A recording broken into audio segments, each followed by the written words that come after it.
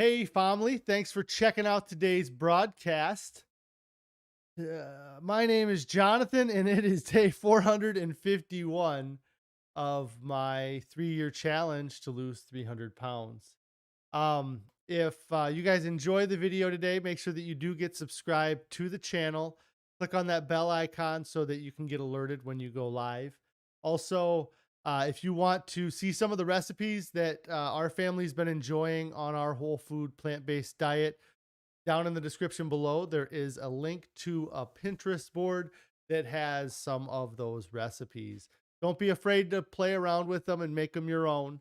But it is nice to have some resource for diet when you're getting started.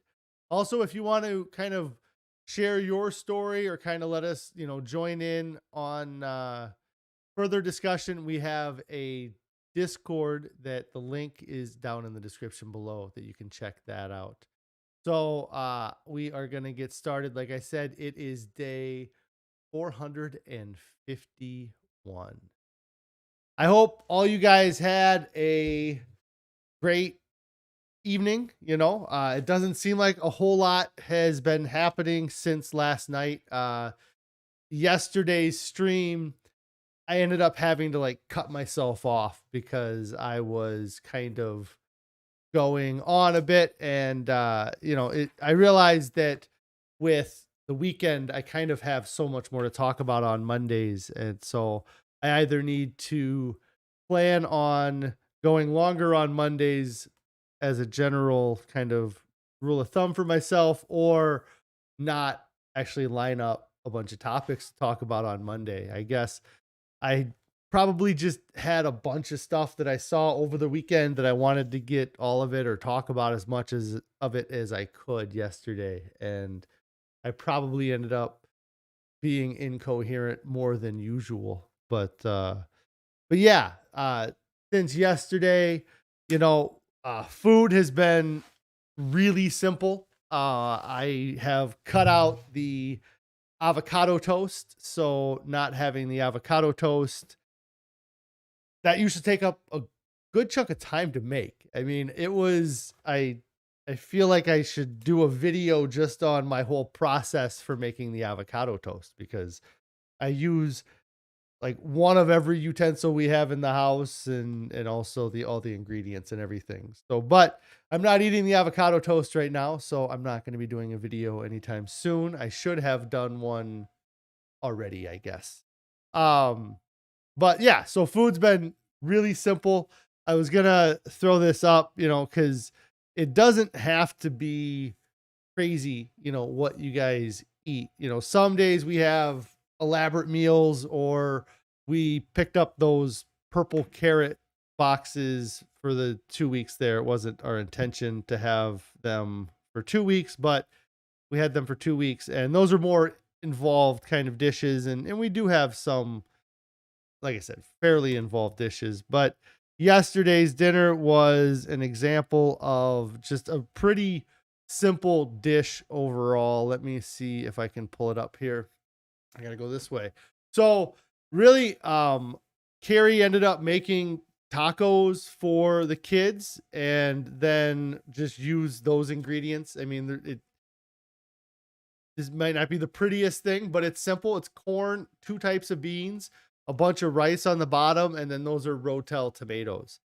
Uh, the Rotel tomatoes were extremely spicy, but it made the whole dish, like that was, um, it was so enjoyable. I really, for something as simple and uh, just easy to whip together, that was awesome. And then, the kids didn't have the Rotel tomatoes, but they kind of had everything else. Um, and so, yeah, that was dinner last night. I think I only had that bowl of dinner. Like, that was fairly filling with the amount of rice that was in it, because the bottom of it was pretty full of rice. But after dinner, just as I snack on things like cashews, we're kind of getting to the end of the container of cashews that we have from Costco. And then also the dehydrated mango. Again, a thing that we get from Costco. My two kind of snacks that I'm eating, or that I well, two of the snacks that I'm eating. The other snack that I would say that I have quite often is just oranges. Just kind of mandarin oranges or tangerines or whatever Carrie gets, the cuties or whatever, you know. Um, so I'm sure I had a couple of those, but we've kind of gotten used to always having some oranges around, and then not having that avocado toast. I mean, I probably saved myself 500-600 calories last night at least, you know. So, and I don't feel like I missed out on anything. I probably did not eat more cashews or more mango than I would have if I would have had the avocado toast either, you know. Because with cashews, I do kind of try to limit myself, but uh, you know, I know that I think I saw a video recently where Dr. Fuhrman talks about nuts and how they do have fat in them, but they help kind of take out bad fat from your body as they pass through. So I like to think that that is a good excuse to eat cashews or to keep eating my cashews. So um, I'm continuing with that as a snack. But this morning I did fast, or I have fasted since yesterday evening. I guess it would have been about 8 p.m. is when I quit eating. So I've been fasted since then. And I feel good. The only downside, I went into it, you know, this week. I got chapped lips, so I feel like um, I don't know if I'm drinking a decent amount of water, but uh, everything's just a little drier, you know, when you fast, I guess, and that doesn't help. Um, and having chapped lips, I don't usually get chapped lips. I don't feel like, so it's kind of annoying having it anyways. Let's see what else I got on my list for today. I'm reading the book Salt, Sugar, Fat by Michael Moss. I really like the book a lot. It's right up my alley as far as the content that I think is kind of really important for us. He starts off the book talking about a board meeting between some of the executives, and I talked about it a little bit yesterday. The book goes more in depth, and I kind of missed some of the mark with the meeting. They weren't just concerned about their liability for it, but some of the executives that were at the meeting or that put the meeting together were trying to propose that they could help spearhead some sort of movement in a better direction for people, or a healthier direction, and that it would take lots of groups to help out, but that it would be good if they were helping the process and not hurting the process. And it didn't the meeting didn't get the results that they were hoping that it would get. So it was something where, you know, it's really kind of sad. Like, there's some progressions that happen is that Pillsbury is the company that kind of called the meeting. I know there was a guy from Kraft that spoke at the meeting, and then in General Mills, or yeah, was kind of the guy or the executive that kind of shot everything down because he was like they were the biggest company at the time, I guess. Uh, but then fast forward 2 years, Pillsbury gets bought out by General Mills, and so then Pillsbury doesn't exist anymore. Kraft, I guess, tries to do some things, but you know, everything's driven by consumer demand, and it's hard to argue putting things on the shelf that are going to sell less of, or that you're going to have uh, not get as good a reviews from, because it's not hitting the um, hitting the customers in the most enjoyable uh, formula, I guess. So that is um, really cool. Kind of, it was like I said, listening to the book and getting a more in-depth explanation of that meeting was nice, but also kind of the book just continually brings up things that I've been kind of wrestling with in my head, and how they've been affecting me my whole life without me knowing it. And they talk about in the book a research facility that a lot of these companies go to get private studies done to find out a lot of these behavioral things that I've talked about over the last few weeks. And it was interesting him telling the story about the studies that they do on children, because I never really thought about it. But in order to make the perfect breakfast cereal, they had to do studies and research on kids. Like, they had to have parents that volunteered to have their kids come in and be studied, or to go through these uh, consumer tests to see what they like. And they have the tests down to just like the perfect science, that they uh they have the kids test two things, but they don't ask the kid which one is better. They tell the kids that they have this teddy bear, and they want to give Teddy the food that tastes the best. And the reason they do this is because it takes language out of it, but also they said that if you asked a kid whether or not you should eat broccoli or a chocolate bar, the kids will kind of lean towards saying broccoli because they feel like that's what you're going to say. So, anyways, they have these tests down to every detail about the decision making process. And then they give these subjects two tests. They have them, the sweeter one, they pick that one, then they put that one up against one that's a little bit sweeter, and then they pick the sweeter one, and then they put that up against the one that's a little bit sweeter, and they pick the sweeter one. And they get to a point where it gets so sweet that the kids then start saying, I don't like that.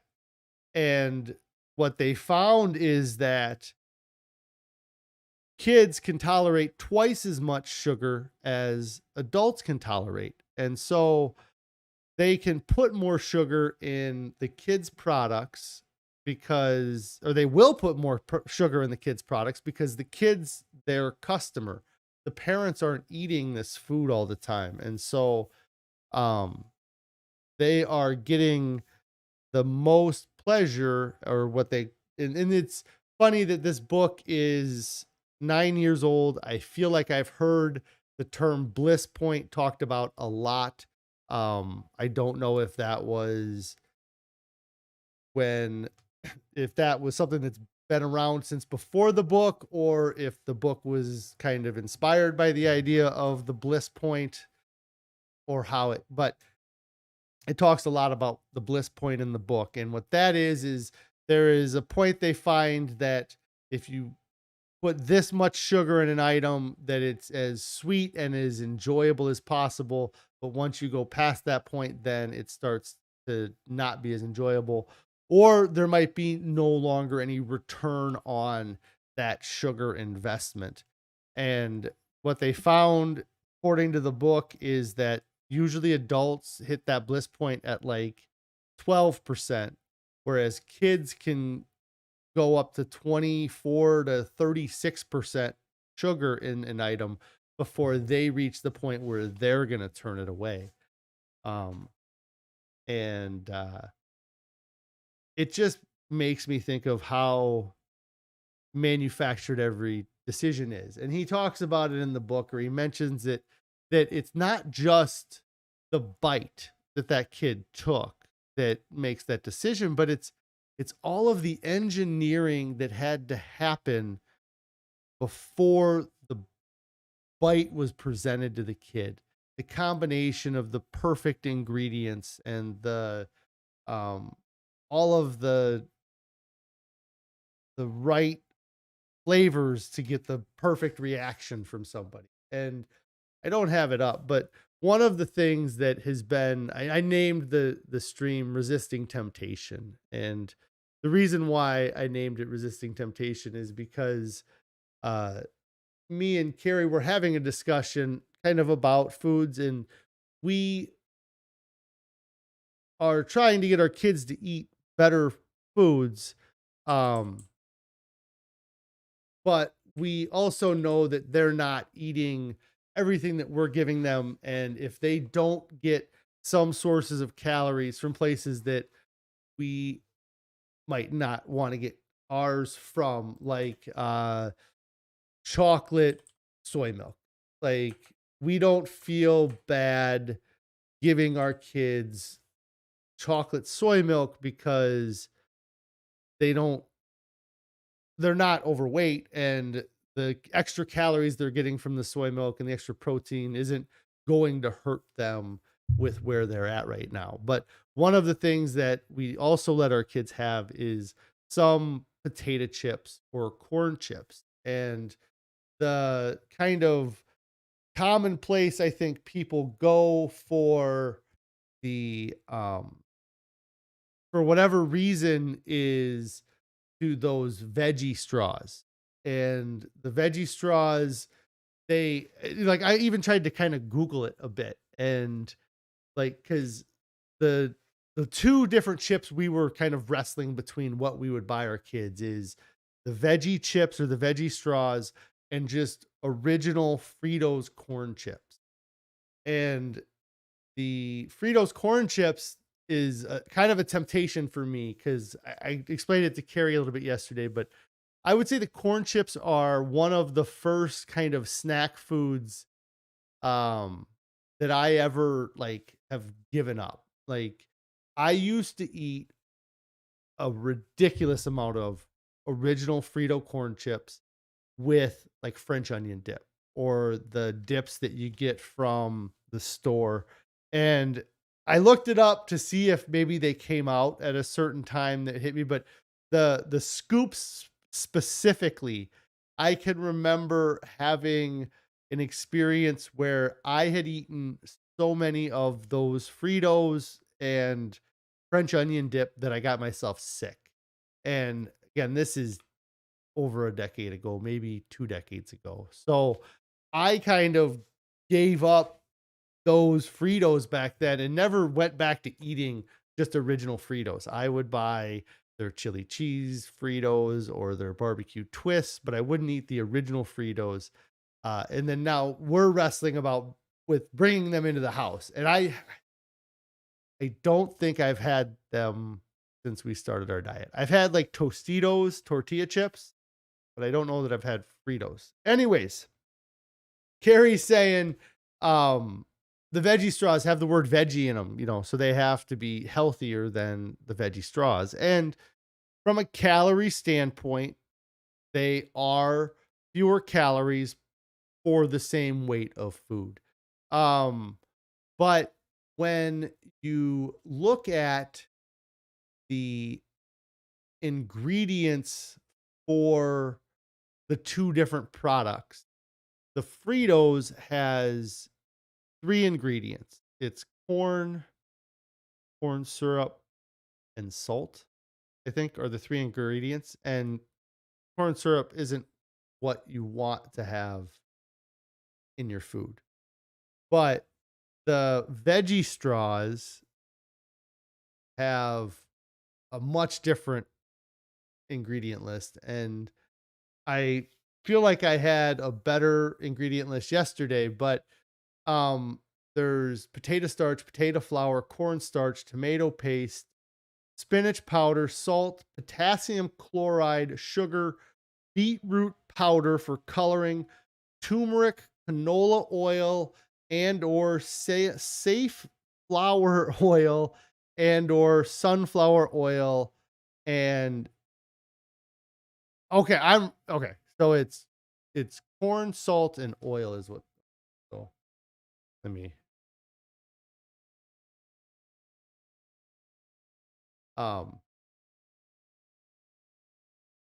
the Fritos nutrition facts.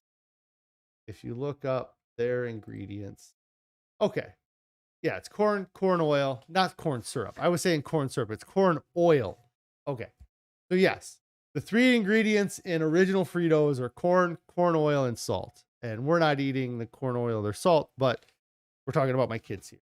So, anyways, but it got me thinking. I mean, there are easily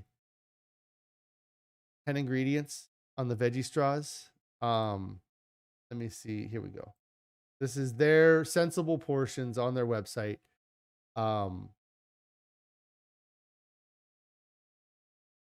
Here. So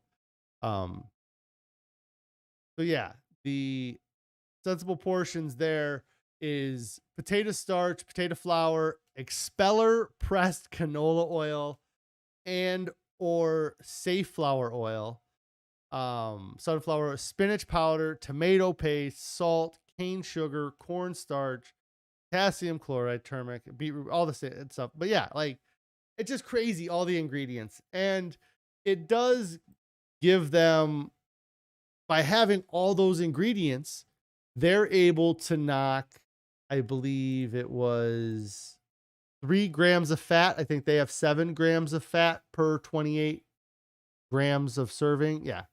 So I'm sorry, they have 7 grams of fat per serving. The Fritos are 10 grams of fat. So that's where the calorie difference comes in. But there's zero dietary fiber in the veggie straws. And there's 1 gram of dietary fiber. And so it's like a weird, like in the book, The Truth About Nutrition, actually the book Whole by Colin Campbell talks a little bit more about the nutrition labels and how these nutrition labels created a way for the I can go over to here.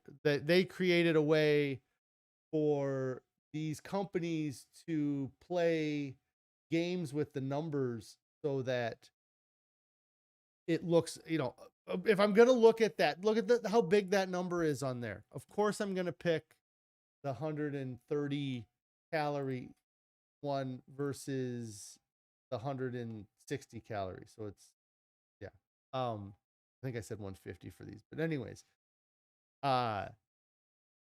if that's all you're caring about, because and we've almost gotten used to all of the different labels having all these things on them, these 30 ingredient lists, but there was so much engineering behind the creation of the veggie straw. And I'm not saying that there's not a ton of engineering behind the creation of the original Frito, but there's only so much playing around you can do with those 3 ingredients to make the flavor that they have. And they probably have the salt ramped up to 1,000, like they got that. They have as much salt in those Fritos as they possibly can have, but they also have more salt in the veggie straws, because if you look at the veggie straws here, they have 220 grams of sodium, and the Frito-Lays have 170 milligrams of sodium. So there is less sodium in the Frito-Lays. And for me, what I finding, like with my gut stuff recently, I think that my gut was getting messed up by those natural flavors. And that's kind of like that sodium, that sodium's, but there's a lot of engineering going into those things. So anyways, I've gone on and on about that. I like the book. It's teaching me lots of things I didn't know. And I'm going to continue to read it. It is longer than I expected. It's like a 14-hour book. So I'm really excited to see what else he gets into, because the first part of the book has all been about like nutrition, or like it's dealt with our children and childhood obesity. And it actually called Carrie this morning and was like, this book is not great because it makes me want to tighten the rein on those things even more. But it's tough to do that in this world. It's almost impossible to control what my kids eat outside of our home. But at the same time, the uh getting a lot of these today. Crazy. Um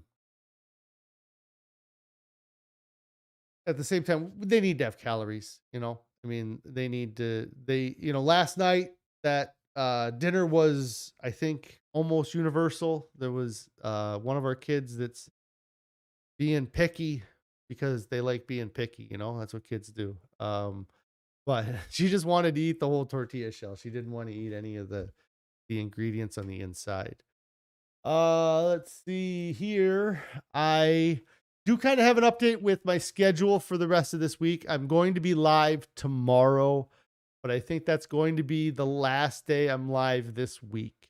I may try to put a video together to publish, but I got a lot going on this weekend and I'm just not going to be able to go live. Um Especially not at my regular times. If I did go live, maybe I could squeeze something in Friday morning, um, just to kind of update how things are going. But I will be live tomorrow for weigh-in Wednesday. I'm excited for tomorrow's weigh-in because I'm pretty sure. I'm certain I'll be down from the 327.4, but I am not sure if I'll be down as much as I want to be down. I was down to 324.8, so I want to be lower than that, definitely. And I'd like to push a little bit more, but as long as I can get to kind of the end of this month or the weigh-in for next Wednesday and be more than 10 pounds down for the year, I should be okay. And so that's 332 was what I started the year at. So I just need to be down under 322 by a week from tomorrow is kind of my weight goal.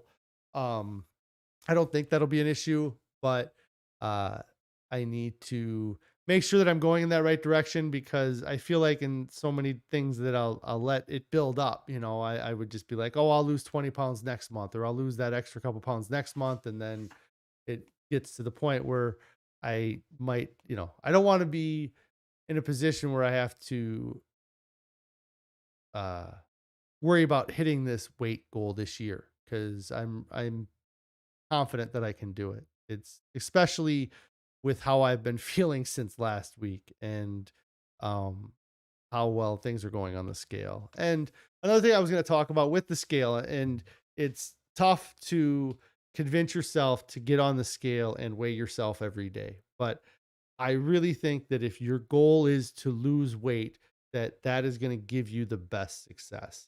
And one of the examples I can give in my kind of uh this diet, the biggest example that I can give is that 3 or 4 months ago I tried weighing in just once a month.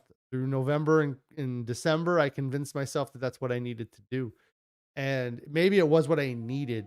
I needed to not focus on my weight loss for a couple months. That might have been what I needed. But now I'm back at focusing on my weight loss. And if you are gonna lose the weight, then knowing how it's going as much as possible is going to be is the most successful way to do it. And the mental kind of stress that I would have right now if I was weighing in weekly, if I wasn't weighing in daily, then I would have gone from 324.8 to not knowing what was going on because I didn't weigh, uh, to 327.4 was what I gained that weight. So I had a 3 pound gain or 2.5 pound gain between those two weigh-ins.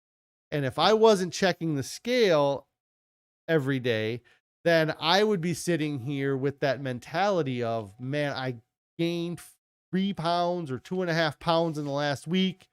And I'd be stressing myself about losing weight more than I am because I've gotten on the scale since I was 327.4 and I've seen numbers that I like or I'm happy with seeing.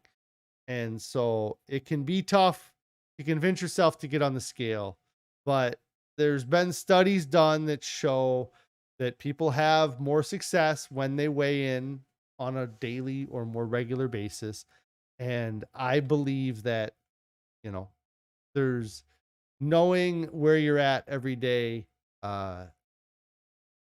is extremely beneficial towards weight loss. You know, I mean, there's so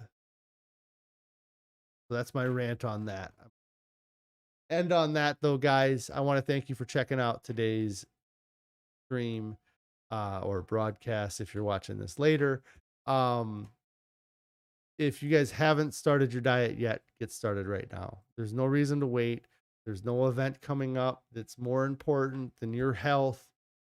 You're not gonna, you know, if you start your diet after this and then a year from now that event happens, are you gonna go off your diet again?